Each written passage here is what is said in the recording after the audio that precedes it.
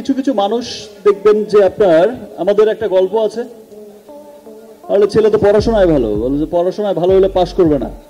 এবার পাশও করেছে, এবার বলে যে পাশ করেছে চাকরি পাবে না, বলে চাকরিও পেয়েছে, চাকরি পাবে বেতন পাবে না। বেতনই তো বেতনও পেয়েছে, সবকিছু তো ভালো, শেষমেশ বলে যায় বেশি ভালো ভালো না।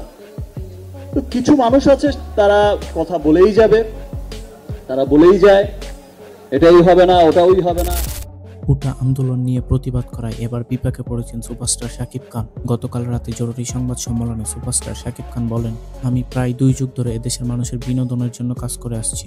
দেশের ভালোর জন্য আমি বিদেশের মাটিতে মুভি রিলিজ করেছি, যার জন্য আমাকে অনেক কষ্ট করতে হয়েছে। আর এদেশের মানুষের যখন বিপদ, তখন আমি প্রতিবাদ না করে ঘরে বসে থাকতে পারি না। এদেশের সাধারণ মানুষের পক্ষে থাকাটা আমার জন্য অত্যন্ত জরুরি ছিল এবং আমি তাই করেছি। এখন যা হওয়ার হবে, আমি কাউকে ভয় পাই না, কারণ আমার দেশে আমার লাখো কোটি ভক্ত রয়েছে। এদিকে এক সংবাদ সম্মেলনে প্রধানমন্ত্রী শেখ হাসিনা বলেন, কিছু মানুষ অনলাইনে বসে উস্কানিমূলক কথাবার্তা বলছে, তাদের কাউকে ছাড় দেওয়া হবে না, সবাইকে দেখে নেওয়া হবে। আগুন দেবে সেই হাত আগুন দিয়ে পুড়িয়ে দিতে হবে। বিদেশ থেকে ইনশাআল্লাহ ধরে এনে এই বাংলাদেশে শাস্তি দেব, ওই কুলাঙ্গারকে কেউ ছাড়া পাবে না। তো ভিউয়ার্স, শাকিব খানের ছাত্রদের পক্ষে থাকা নিয়ে আপনাদের মতামত কি কমেন্টে জানাবেন। ভিডিওটি ভালো লাগলে অবশ্যই লাইক করবেন এবং সাবস্ক্রাইব করবেন। আজকের ভিডিও এই পর্যন্তই। আল্লাহ হাফেজ।